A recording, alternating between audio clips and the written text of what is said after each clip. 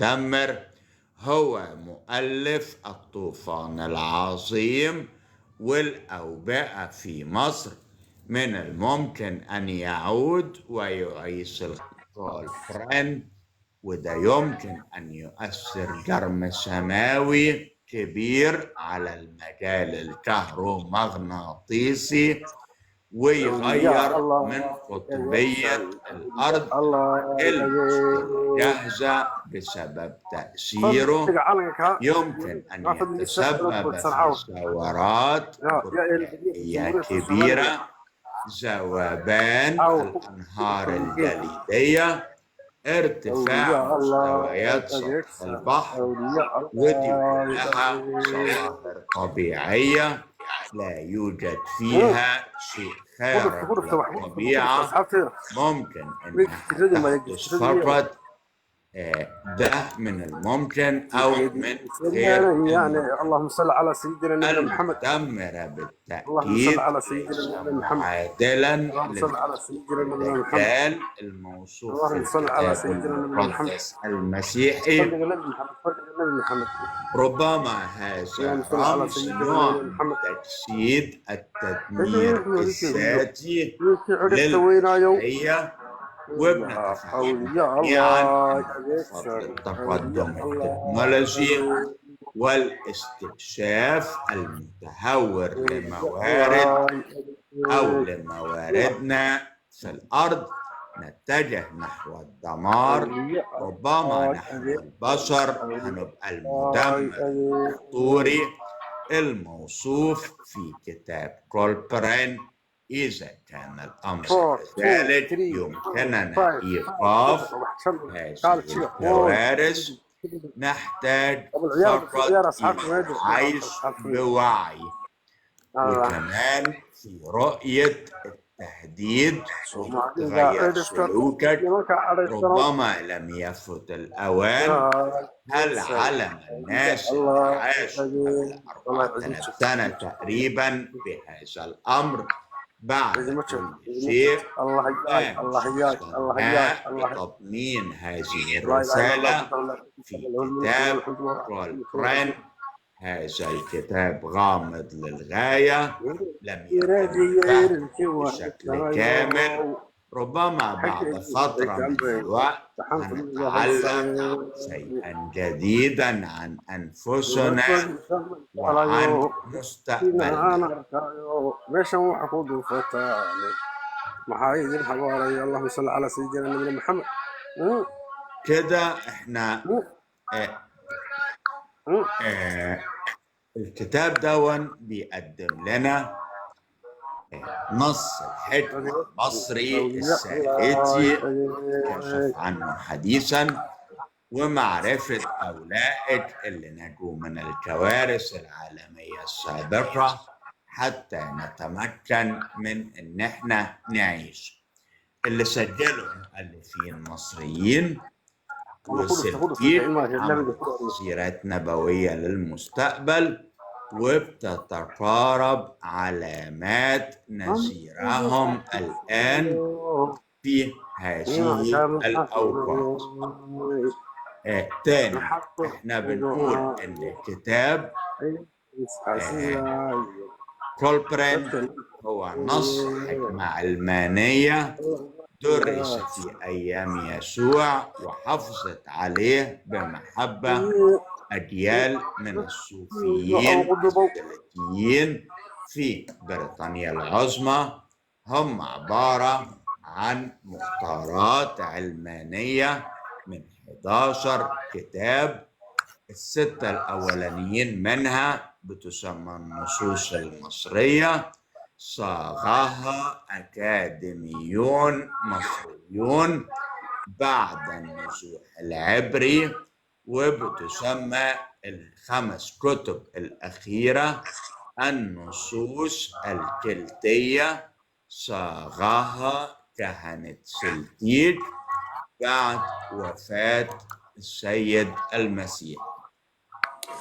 تنبأ بإنهاء الحياة كما نعرفها السماوي عودة جسم فضائي ضخم في مدار بيضاوي طويل حول شمسنا، زي ما قلت لك ابو حورس هيك الرافضيون سؤال هيك سؤال لنا بالله ابو والعبرانيون حورس دلوقتي باسم خير الله يجزيك المدمر نحن حورس أطلق توكلك عليها الكلت فيما بعد اسم المخيف.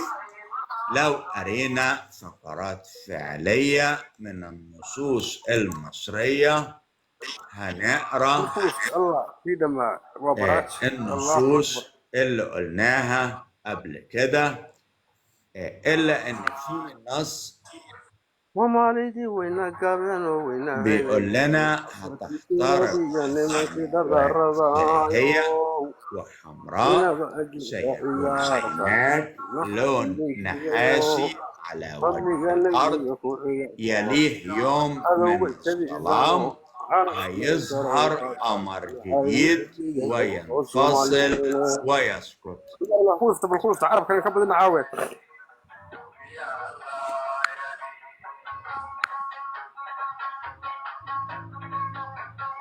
وفي تلك اللهم صل على الأيام سيدنا يعرض محمد عليهم اللهم صل الكتاب على سيدنا العظيم، محمد هيتم اللهم صل على الكشف سيدنا عن محمد الحكمة، اللهم صل على وهيتم سيدنا جمع محمد القليل اللهم صل على سيدنا محمد للموقف. إنها ساعة المحاكمة، سيبقى الشجعان على قيد الحياة، لن يذهب المتحمسون إلى الدمار المدمر كما أطلق عليه المصريين والعبرانيين القدماء، ومعروف بأسماء أخرى زي التنين الناري عمر ورفاعي الأحمر للفلكي كارلوس فيرادا. كده احنا قلنا أهم المعلومات المتاحة عندنا عن كتاب كولبرين، إلا أن دلوقتي نتكلم عن عمدة.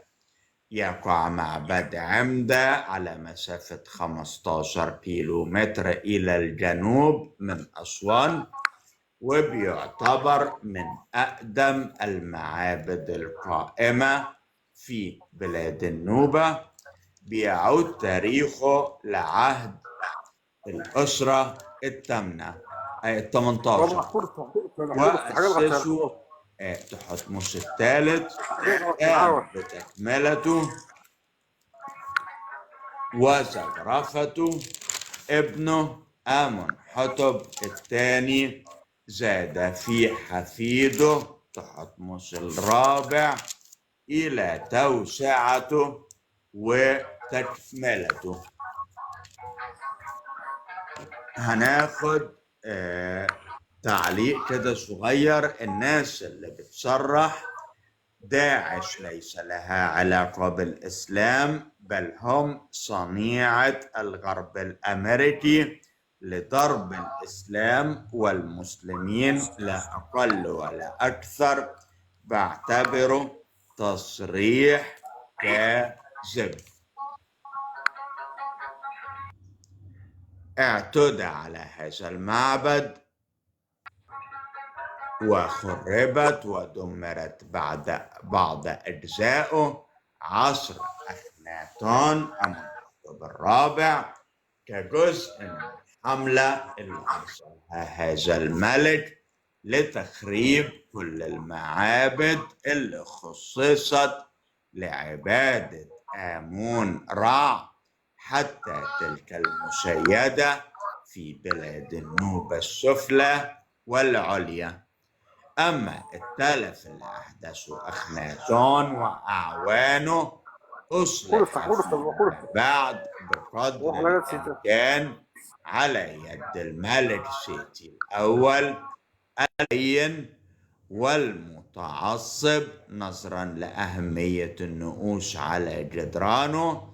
كما هنرى أيضا النقوش والرسوم والخراطيش الكثيرة للملكة توسرت والوزير باي، خصوصا النص الشهير إلا أمر بتسجيل الملك أمنحتب